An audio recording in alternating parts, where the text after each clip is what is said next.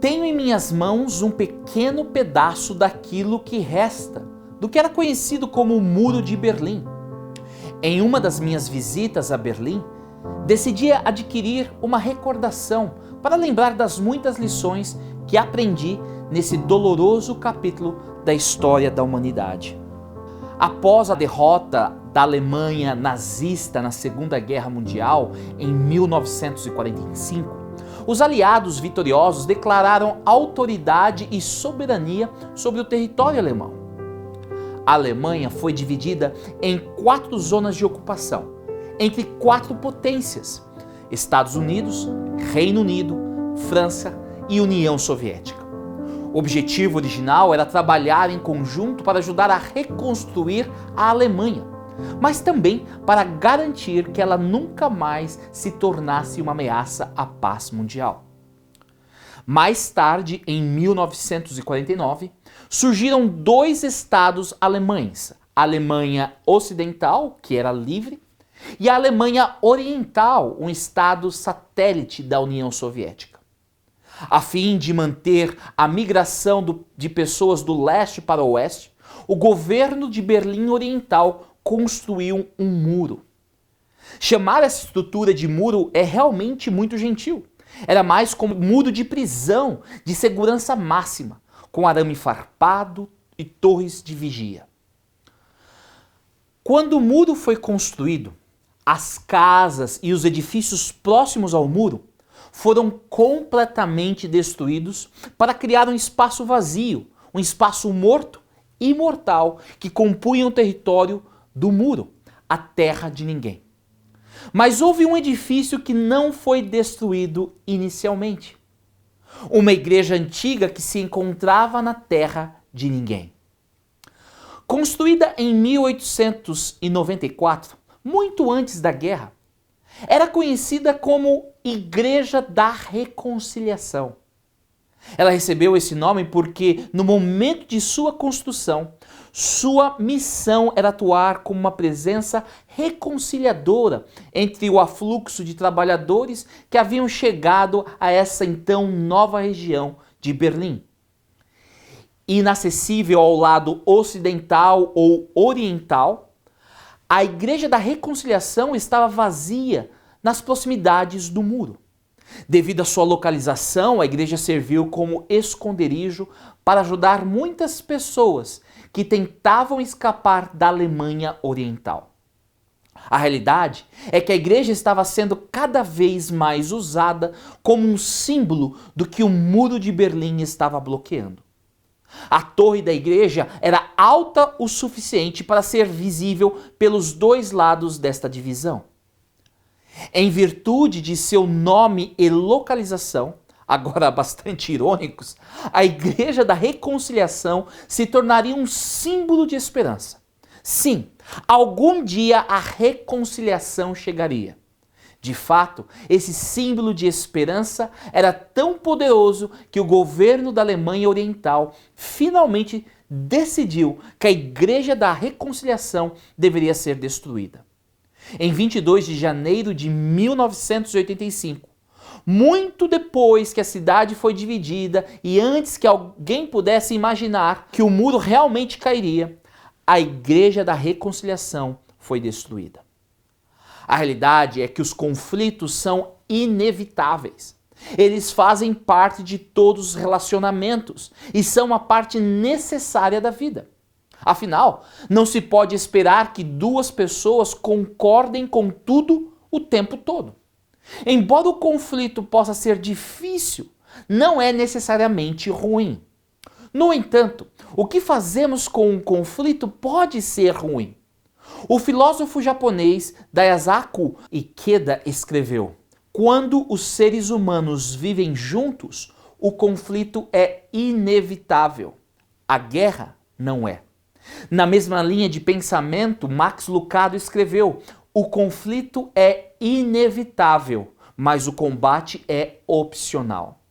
E o presidente Ronald Reagan disse que a paz não é a ausência de conflito, é a capacidade de lidar com conflitos através de meios pacíficos. A verdade e a triste realidade é que na maioria das vezes não lidamos com conflitos adequadamente. Uma das maneiras pelas quais as pessoas geralmente lidam com conflitos é negá-lo ou evitá-lo. Talvez na esperança de que o que eu não vejo não existe, ou se que eu não prestar atenção, desaparecerá. Por outro lado, quando as pessoas reconhecem o conflito, uma resposta padrão e natural é de construir muros. Muros de proteção, muros de separação. À medida que o tempo passa e o conflito não é tratado adequadamente, esses muros se tornam mais espessos e altos para serem derrubados. Um comportamento imediato é tentar trazer mais pessoas possíveis para o meu lado do muro. Triangulações. Deixe-me lhe perguntar, por que é tão difícil destruir esses muros? O que mantém esses muros em pé? Eu quero ouvir sua opinião, então dedique um tempo para compartilhar com os que estão ao seu redor seus pensamentos sobre por que é tão difícil fazer os muros desaparecerem.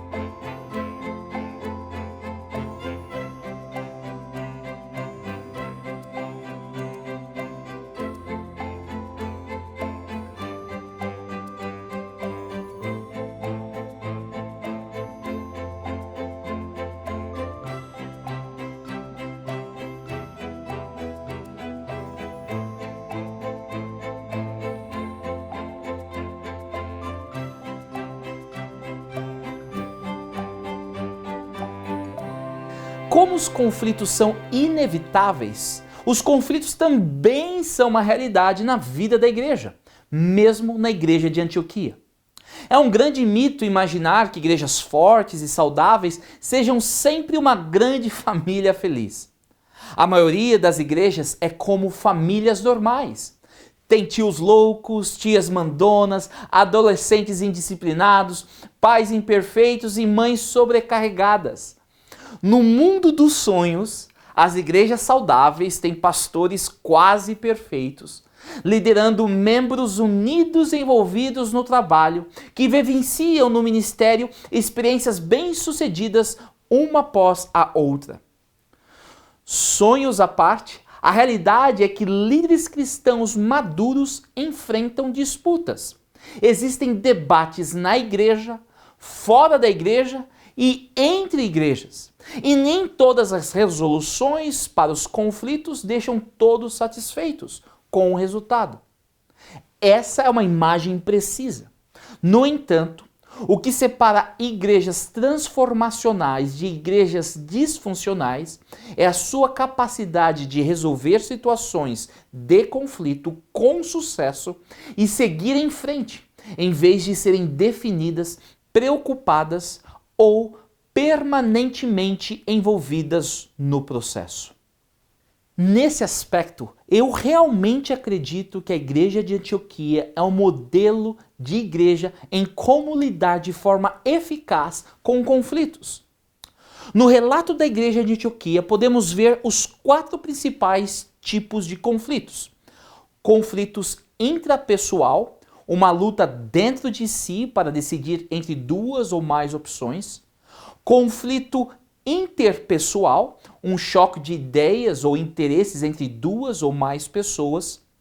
Conflito intraorganizacional, uma ação competitiva ou oposta dentro de um grupo, família, departamento, igreja, partido político, estado ou nação. E conflito interorganizacional, uma batalha ou ação oposta entre 2 ou mais grupos, famílias, empresas, religiões ou países. Onde esses conflitos ocorreram na história da igreja de Antioquia? Bem, pegue sua Bíblia agora e leia alguns versículos com aqueles ao seu redor e tente identificar os diferentes tipos de conflitos no relato da igreja de Antioquia.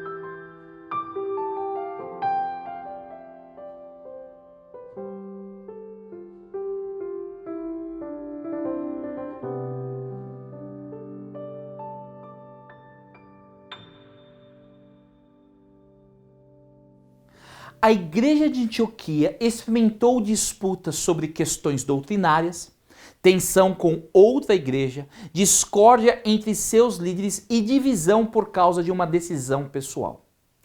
Poderíamos passar horas estudando esses eventos e extraindo princípios para modelos de solução adequada de conflitos.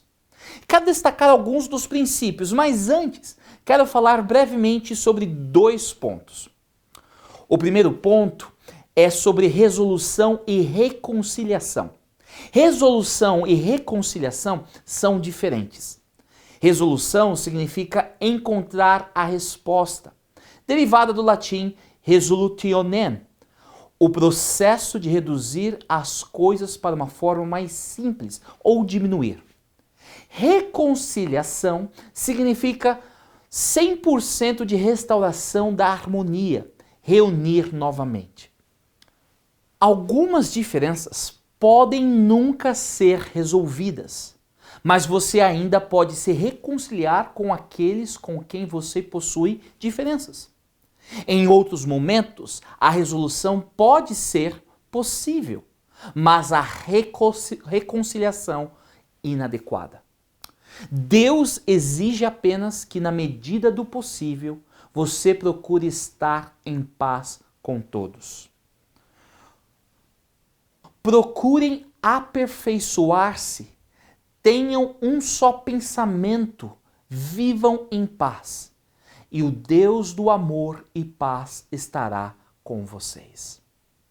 O segundo aspecto a ter em mente no processo de resolução de conflitos em um ambiente da igreja é uma compreensão clara sobre 3 níveis de crenças: convicções, compromissos e preferências. Convicções são as crenças que definem a fé cristã. Elas não são negociáveis. Elas são o núcleo do que acreditamos. Quando as pessoas negam uma delas, negam a fé. Por exemplo, doutrinas de Deus, incluindo Pai, Filho e Espírito Santo, salvação, Escritura, sábado. Estas se enquadram nessa categoria. Essas são algumas das convicções demarcando o cristianismo. O segundo nível de crenças é chamado de compromissos. Essas são crenças importantes que definem crentes e igrejas em questões vitais. Embora não sejam questões que você vai dar à sua vida, elas representam compromissos com posições, perspectivas e práticas emergentes dessas doutrinas. Compromissos compartilhados são a base da comunhão da igreja local e a sinergia prática necessária para o trabalho eficaz do reino. Questões como posições escatológicas e observância das ordenanças da igreja se enquadram nessa categoria. Finalmente, as crenças do terceiro nível são chamadas de preferências. Essas posições refletem gostos, ideias pré-formadas a nível regional ou nacional, fatores culturais, persuasões políticas e experiências ligadas às gerações. Alguns podem argumentar que essas não são questões de crenças, mas são, porque os cristãos frequentemente reivindicam apoio bíblico, pelo menos inferido, ou um apoio tradicional, como precede na história dessas posições. Para a maioria dos crentes, questões como códigos de vestimenta, formal ou informal, estratégias educacionais, escola em casa, ou escola cristã, ou escola pública, métodos missionários e estilo de pregação, tópico, expositivo, se enquadram nesta categoria. O desafio fundamental é identificar convicções e mantê-las sem corrompimento, demonstrando ao mesmo tempo paciência e graça com outros crentes que têm compromissos e preferências diferentes. Pela maneira como a igreja de Antioquia lidou com os conflitos, percebemos que eles entenderam a diferença de tais aspectos de crenças, convicções, compromissos e preferências. Ao lidar com o conflito envolvendo a doutrina da salvação e a circuncisão, a igreja de Antioquia pôde fornecer um modelo para a resolução de conflitos. Questões precisam ser definidas, problemas enfrentados, líderes reunidos, informações compartilhadas e soluções propostas. Outra estrutura de resolução de conflitos pode ser traçada pela maneira como o conflito entre Paulo e Pedro foi tratado. Primeiro, identifique a questão e verifique se vale a pena brigar. Lembre-se, existem convicções, compromissos e preferências. Segundo, lide com a pessoa e o problema o mais diretamente possível. A conversa cara a cara é preferida. E finalmente, acredite no melhor e promova o bem das outras pessoas. Precisamos ter em mente que os conflitos podem ser usados para realizar o propósito de Deus. E sabemos que Deus faz todas as coisas cooperarem para o bem daqueles que o amam e que são chamados de acordo com o seu propósito. De um terrível conflito entre Paulo e Barnabé em relação a Marcos, duas equipes missionárias foram criadas. Lucas concentrou seus escritos do livro de Atos na equipe de Paulo, enquanto Barnabé desaparece do registro bíblico. Marcos permanece uma figura significativa. Ao longo dos anos, ele provou sua coragem e se tornou um líder importante no cristianismo. Ao concluir sua carta final, Paulo escreveu: "Traga Marcos com você, porque ele me é útil para o ministério." Marcos também escreveu um evangelho, mais uma evidência das bênçãos de Deus e sua contínua liderança na igreja primitiva. No final, lembre-se, o que separa igrejas transformacionais de igrejas disfuncionais é a capacidade de resolver conflitos com sucesso e seguir em frente, em vez de serem definidas, preocupadas ou permanentemente envolvidas no processo. Como você e a sua comunidade espiritual podem aplicar alguns dos princípios de resolução de conflitos demonstrados pela igreja em Antioquia?